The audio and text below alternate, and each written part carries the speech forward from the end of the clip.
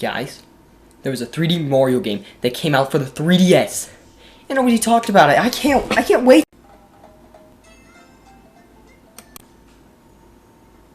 This isn't Mario. What's worse than a game being released, a game not being talked about? That's why. What's worse than me not being able to record my 3DS and stealing other people's footage of their 3DSs? Me having to steal other people's footage, that's what. I had money. I don't know where it went. I don't know what happened to my money to buy a capture card. I just spent it one day. I don't know what on, and I don't know how much either. I must have had amnesia. Alright, YouTube. To make you happy, I'll put their names and their links to the channel in the description, okay? Okay? Cool. Thank you. Give me money. Sorry, just had to deal with that. You know how YouTube is, okay? You know what they'll do to people when you don't actually put their names into the description. You know what they'll do. You've seen it. It's happened to you. Now, when people talk about 3D Mario games, they mainly mention Super Mario Odyssey or 64 or Mario Galaxy. But there was an era where people had no idea what Mario game they were playing.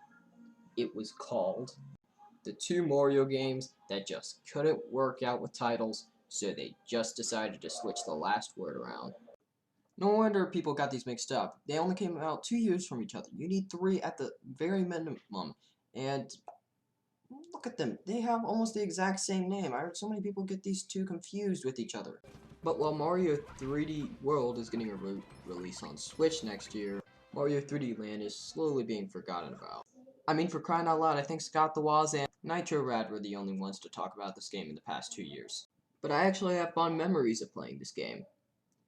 Probably because that was a little over 3 years ago. Yeah, I was one of those people who bought the 3DS right when it died. Just add me to the list already, man.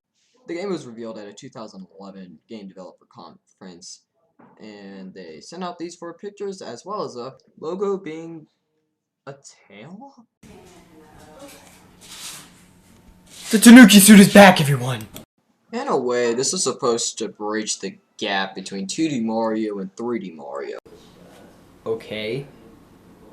Is the Tanuki suit back or not? I need an answer. You can't fly with it, you can only glide. Where are they at and where do they live? Now, I know you guys want me to talk about the game. However, I watched so many YouTubers that are pros at reviewing games, and I know one thing, that they spend 10 minutes on every subject. So I'm going to spend the next 10 minutes talking about the backstory of the game. Nobody cares about the backstory of the game, just get on with the video. But, yeah man, sorry, he's right, alright?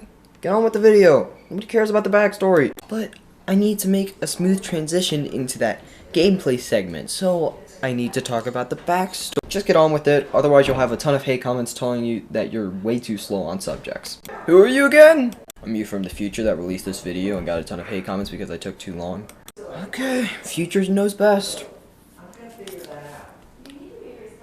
On to the graphics. Wait, what? No, gameplay for game. Watch me say it now, this game looks absolutely incredible for a 3DS game. I mean, tell me right now that that doesn't look good. Okay, fine, on the 3DS it looks a bit better.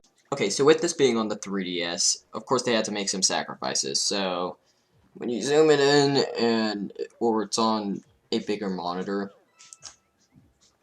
yeah, okay, fine, it doesn't look all that great. But considering that this was released in 2011 on a handheld, it's pretty dang good.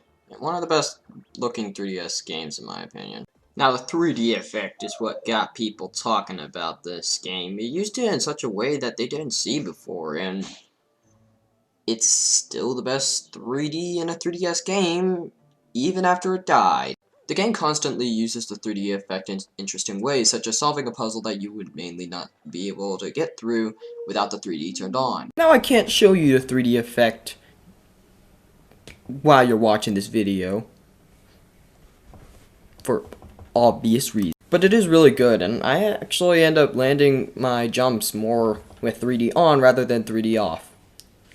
Too bad on the original 3DS models it freaking burned your eyes off.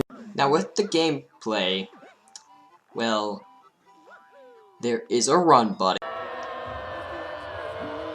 Oh, it's not that bad. It's actually pretty great. It's not too precise, not too loose, and it feels exactly like you would want it to. Now on the power-ups, they act basically the exact same way as they did in the new Super Mario Bros. Series instead of something like Mario Galaxy, where instead of mandatory to finish the level, or grab the star in the case, they're optional so that you can finish the level. They're a crutch. They're not a mandatory necessity. You need to finish the level. Thank God it is this way.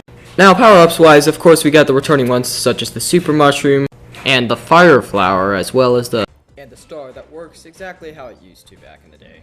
Now, on a brand new power-up, we got the Boomerang Flower, which is basically a weaker Fire Flower because you can only throw one at a time, and you gotta wait for it to come back to you. It can grab projectiles though, so it's not useless. We also have these cool levels where you get a propeller box and you get to fly around, and well, I know why this isn't really a power-up and why they only included it to a couple of levels. I feel like they wanted to make the game focus more on 2D power-ups rather than more 3D ones. But as Nitro Rat said, I think a combination between 3D and 2D power-ups would have been really interesting. And to answer your question, no, the Invincibility Leaf does not count as a power-up. Overall, if these power-ups were for like Mario Galaxy, I think they'd be disappointing, but for the type of game that this is, it's pretty dang good. On the level design, they were designing these levels to be short because this is the 3DS. This is the type of console where you would just open it up on a ride to school, play around, close it back, and then just be yelled at by your teachers for hours.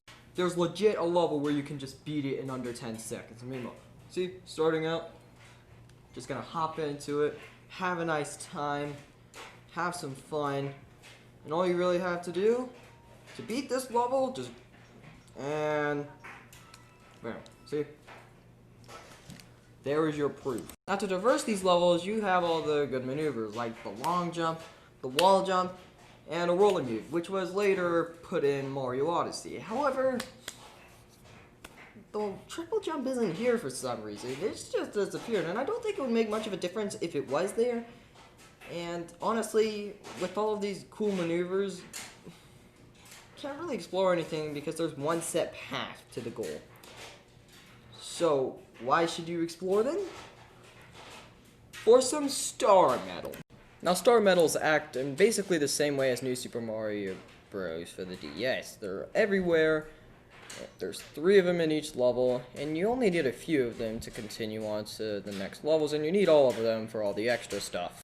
Now, for boss battles, we got the big bad boys like Bowser, and Boom Boom, and Pom Pom. Yeah, that's all. The boss battles feel really rushed, honestly. Like, you couldn't have brought back the Koopalings.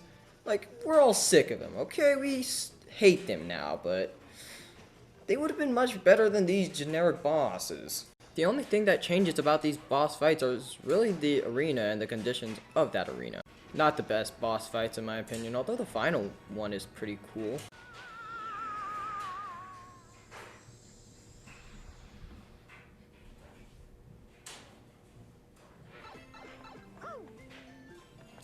Yes, that is right. The game doubles in length with 8 brand new special worlds, and these are actually really fun to play through. Now these are sort of like the normal worlds, except they add entirely new obstacles, and they're also placed out of order, so that it basically feels like an entirely different experience. The game is also much harder in difficulty rather than the main game, which is too easy. You have these levels with the 30-second time limit where you collect these clocks as well as slaughter your enemies to grab more time, and I'm not sure how that works.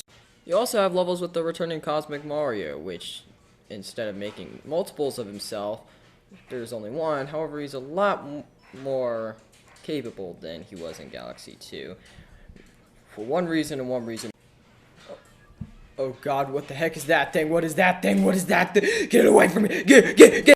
Now there is one final level which you unlock after you 100% the game.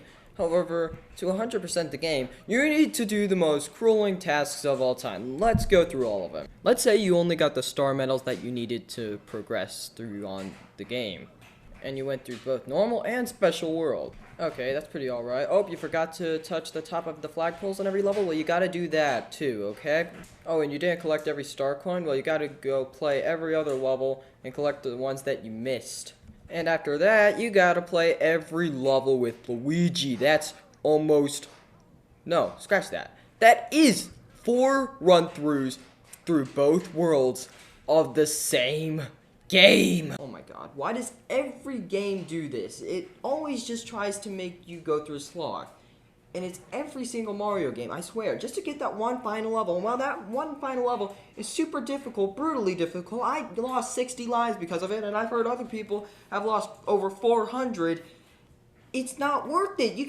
That's 4 run-throughs of the same game that can take you potentially 8 hours for both worlds. That's, let's see, 8 times 4. Let's see, how much is that? 24. That's 32 hours of playing the same game, which almost This is just not worth it to get that one extra level. It's a slog to get through, and it feels like a chore. I was not having fun while doing any of this. Honestly, I can understand why people don't really remember Mario 3D Land. It doesn't really have its own identity. It really just either borrows things from other games or just doesn't really do anything new with itself. It definitely borrows from the 2D side of things. The game's a good distraction and nothing more. And no, before you ask, I'm not rating any of my games through a 1 through 10 scale. What do you think I am, IGN? Gosh, people. Anyways, I'll see you later. Go away. Hey guys, thank you for watching this video. I really appreciate you sticking out through the whole thing, or maybe just skipping to the end. Who knows? I don't know. Well, I would love to hear your thoughts about the video, and I'm open to any criticizing, and yeah, tell me what I can improve on. I apologize for the audio, as I live in a loud house. I will try and improve that. And I am also sorry about the background changes halfway through the video. My office is under construction. Anyways, thank you for watching. Have a good night, and be safe. Congratulations, you reached the post-credit scene, which was totally on purpose and completely planned. And of course, I completely planned for this. Okay, I didn't. I just wanted to say that I forgot to mention Luigi, which was apparently the starting joke of this entire video. So, I don't know what happened. This is my first video, man. Okay, just thank you. Goodbye. Don't kill me in the comments.